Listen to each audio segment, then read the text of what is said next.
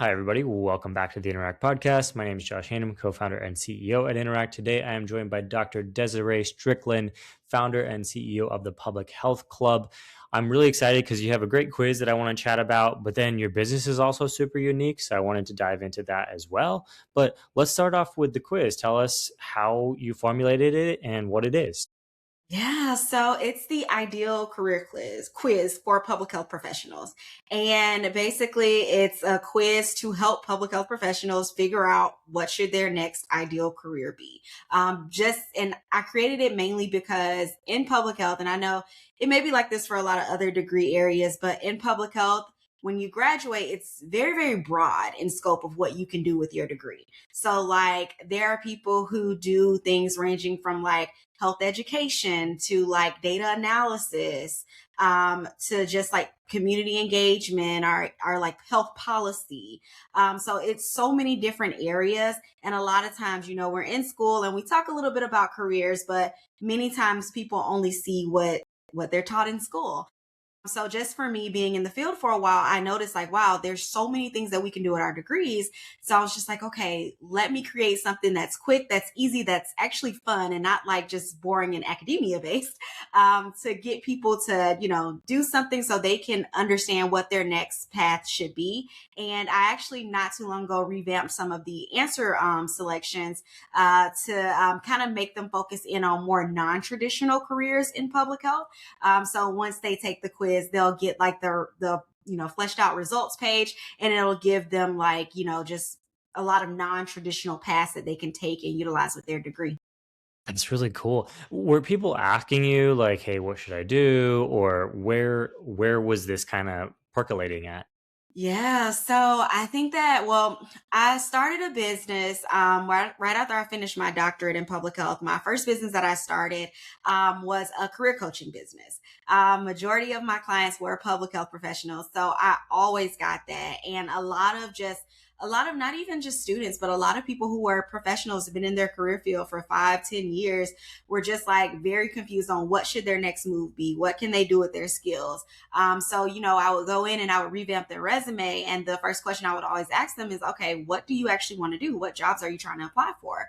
And, some of them would know, and some of them would be like, I just kind of want anything, anybody that'll take me. And I was like, okay, well, that's not a strategy. So, yeah, so I was just like, okay, well, it stemmed from that. And then now with my business that I have called the Public Health Club, it's a community online membership community for public health professionals. Right now, we have like over 800 professionals within the community, and I think that I do biweekly mentorship sessions within the community, and those are still some of the questions that I get. Well, not as much because we have the quiz, and I'm just like, okay, take the quiz and then come back and let's talk about it. I like that. I like that that's like just woven into how you run the public health club. Let's talk about that for a minute. How did the idea come about to build a membership, a community for health professionals? Yeah. So when I had that first business that I started, I said majority of my clients would be public health professionals. And for me, once I graduated with my doctorate, I had already been working in my field for a while. And once I graduated, I started my own consulting business. So I was just like, okay, well, I can consult for different organizations like federal organizations and just other nonprofits and things like that. So I started getting clients and I was like, wow, like, a lot of people should be doing this. So I think that was just kind of that aha moment. Like, wow, so many people in public health, because of the career coaching that I did, I noticed like people struggle with, oh, this career field doesn't pay as much, or it doesn't pay anything, or, how can I survive on just how much they're trying to pay me here? So I decided to say, okay, well, let me first, it started out as a course idea. So let me create a course to teach people how to build their consulting businesses with their public health backgrounds. But then I always had the membership community idea in the back of my head. So literally, I think probably about 2 weeks before I decided to launch the course, I said, you know what? I'm going to launch the membership community at the same time I'm launching the course. So I did it and it was crazy. It was a lot. But it worked out very, very well. I think, my first, so started the club in 2024, last year, in February of 2024. And that first year, I think we had over like 500 new members within that first year. And I think we had probably about like 60 people taking the course, 60, 70 or so, maybe a little bit more, enrolled in the course. And just kind of after that, the momentum picked up and people started landing 5 and 6 figure contracts based on that course, based on everything within the membership community. Because in the membership community, one of the things that we have that's very attractive for a lot of people, we have a consulting opportunities list. And within that list, it is non-federal consulting opportunities. So it's those from nonprofits, from private organizations. And we're actually, every year we have an open house at the end of the year to, like, share with just new people who may be interested in joining and just celebrate all of the wins of our community. And I actually earlier was working on the presentation and just kind of looking at, we've had posted like almost 900 consulting opportunities this year alone. And I think majority, one of the things that I hate about them, some of them, is because a lot of them don't list out how much they're willing to pay. So it's like you got to give them a budget, which is like, okay. But I think a little over 300 actually listed out how much. So it was totaling, with those 300 totaling over like $25 million. So just kind of on that consulting list alone. So that it started out like that. But then also we have like workshops on career development, as well as like building your business and different things like that. It sounds very comprehensive, and that's something that I've been seeing amongst like kind of membership communities and things like that, especially in 2025 and going into 2026. Is like people don't just want like a point solution, like, oh, here's a course, here's a thing to fill out. It's like, can you actually help me do the thing that I'm trying to do? And it sounds like from everything you're saying, that's where you got it to. I'm curious from a business standpoint, how did that become apparent to you, where it was like, oh, not just a course but also a community, also the workshops, live check-ins, that kind of stuff? Like, where did you kind of learn that from? So majority, it was kind of like self-taught, but for me, I love listening to podcasts. So I love podcasts. I think some of the people who I feel like I listen to all the time: Amy Porterfield, Stu McLaren. I think it's some others that just are in my top. Jasmine Star, just in my top like rotations. And just honestly, from their podcast, from listening to that, from just looking up things, going to like some workshops, I just learned how to, in trial and error, a lot of trial and error, I learned how to go about doing it. So I think that from my first business, like having that one, it taught me a lot of lessons in like developing courses and, okay, this worked, this didn't work, and just kind of how to structure everything. So when I started this one, it was kind of like, okay, I know what I should do. I know. And now, because I'm in public health, I'm technically my ideal client. So I can, and now I'm probably not anymore, but back then I was. And I could kind of look at, okay, what was my pain points when I graduated? And I could really hone in on that when I was, doing these live workshops and trainings and stuff like that. Yeah, you can like speak to the real experience, having gone through it yourself, and empathize with what other people are going through. Have you noticed any aspects of it in particular that people are really gravitating to in 2025, like going into 2026? Like, are people really craving the live trainings or the workshops that are like together? Is there some aspect that's become more prevalent this year? Yeah. So one thing that I noticed, and like I said, I'm working on all the metrics for this year right now. So this is a perfect time to talk about it. One of the things I noticed, like with our live, we do a lot of virtual events. We've done this year, we have started doing some in-person events, in different, like, because the community is like, it's people that are here. We've gotten a large amount of people in Canada that have joined, in just a lot of different areas. But noticing that like a lot of our live events, the ones I feel like that got the most RSVPs were the ones where we were actually teaching them a skill. So people were interested in learning. I think that one of the ones was grant writing. That was a topic that people really enjoyed. Another one was, how do you do a strategic plan for an organization? Because those are some of strategic planning is one of the RFPs, the request for proposals, consulting opportunities that we see often throughout the club. So those got a lot of attendance and RSVPs. But I think that just overall, I think people crave community. And they crave people who are like-minded, who want to grow and to do the things that they want to do. And I think that a lot of times, when it comes to building a business or starting consulting, especially in the public health space, not a lot of people that we see are doing this.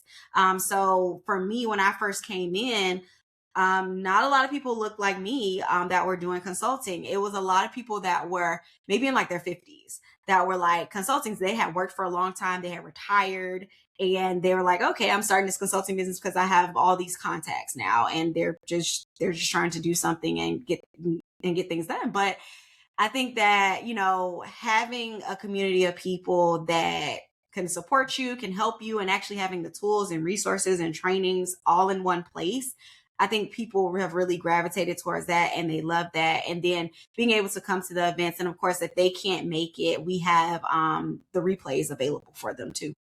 I like that. It's the practicality, like you painted a picture there that made a lot of sense to me, where you're tying the training directly to opportunities, consulting opportunities. And then it's like, all right, I know why I would learn this skill. It's very practical. Learn this skill, get a consulting gig, make money. But then the other side of it, people want to be in community. They want to work on things together with other people who are going after similar goals or the same goal, and you combine those two things, and that, I think, paints a really good picture of what this looks like now. I think earlier versions of like memberships and courses, if we think back like 5 6 years ago, it was so much of like one or the other, and it wasn't really melded together very well. I've noticed a couple of times you mentioned like reflecting on the year. I think that's such a good skill set to have, like to be analytical, but I don't hear that a ton, honestly, within like the coaching membership space. I think a lot of times it almost feels like more of a, gut driven decision making. So where did that come from for you?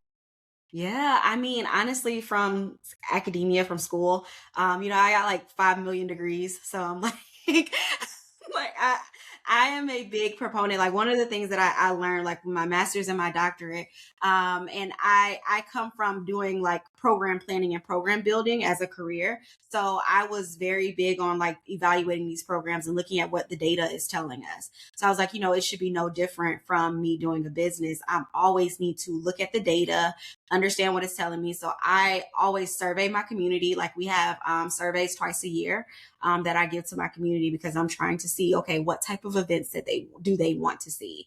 What are we doing good? What could we do better? And through that, that's how I kind of drive my decision making for the next year. I look at what they want and then I essentially give them what they want.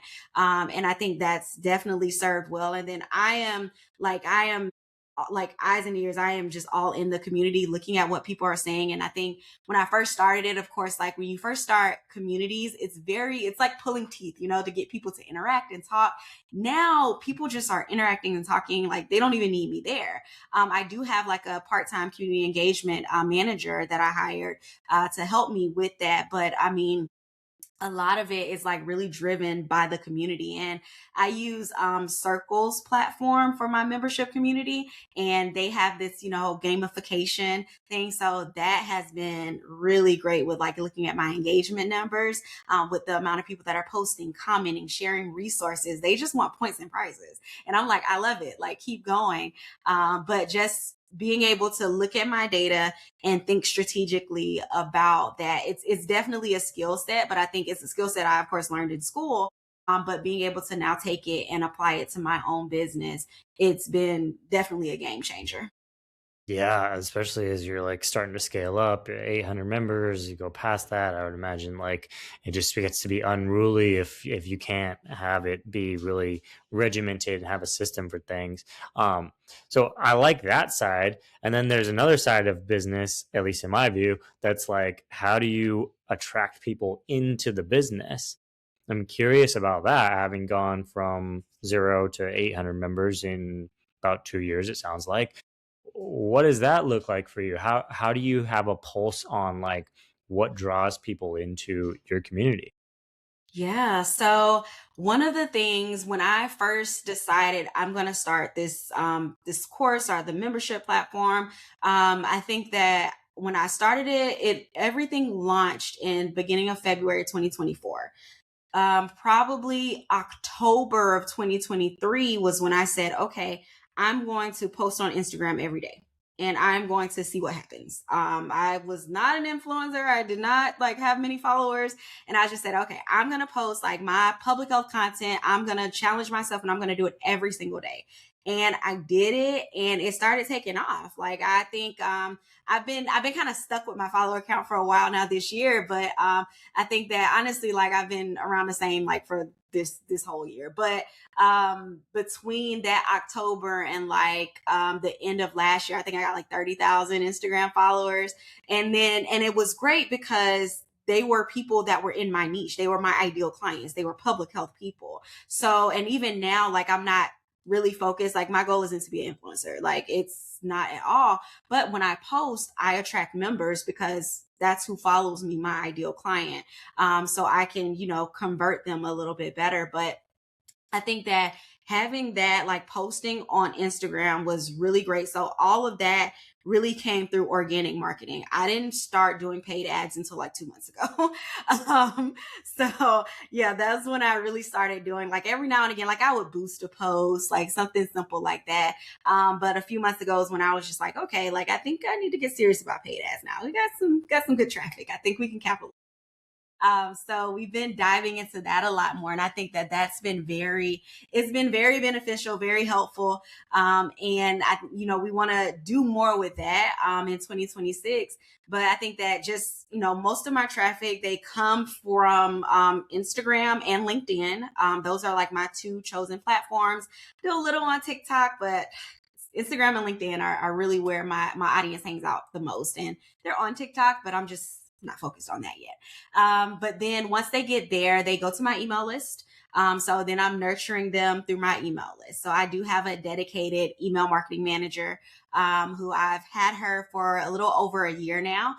Because when I first started, I was very heavy on like, I know email is what converts. So I was very heavy in doing that. And that was actually my first hire, was an email marketing manager, because I knew that like, that's how I'm driving sales really. Once I get them in, the email is where we convert them into members or convert them into, course takers or whatever it may be. So that's really how my flow of traffic has been working. That's really cool. I mean, the organic story is so common amongst people that do end up making it and having good success. Because, in my view, at least, like it forces you to figure out what people actually respond to. And you don't have the benefit of being like, oh, I can just throw more money at the problem with a message that kind of resonates, but not really. So, how did you go about honing in what you were talking about on Instagram? Like you committed to doing daily posting. From there, like was it literally like you were just talking about what's going on and people were like, yes? Or did you have to go through kind of an iterative process? Yeah, it was an iterative process. I think that, and again, I'm big on the data. So I would pull my social media metrics and I would look at, okay, this posted really well. What was I talking about? What was I doing in it? And a lot of my posts, like I call myself like a lazy Instagram. Like I will do a post like with just me, like just typing on a computer and then I'll slap some text on it, right? And a trending audio. And the text, I would just make sure that it's a great hook and it's something engaging, but it's also something that, would really resonate with the audience I'm trying to build. So I think that when I said I'm going to start my community, like I have the pillars of my community. So it's career development, consulting and entrepreneurship development, and then development of community amongst public health professionals. So those are kind of the three areas. So I was like, okay, my content is going to fall within those three buckets that I'm doing. So I think, I did posts about, getting your degree. I did posts about, I think a lot of them that do well is when I start talking about consulting opportunities and how much you can make from consulting opportunities. And then also like just talking about more non-traditional jobs that they may not have heard of.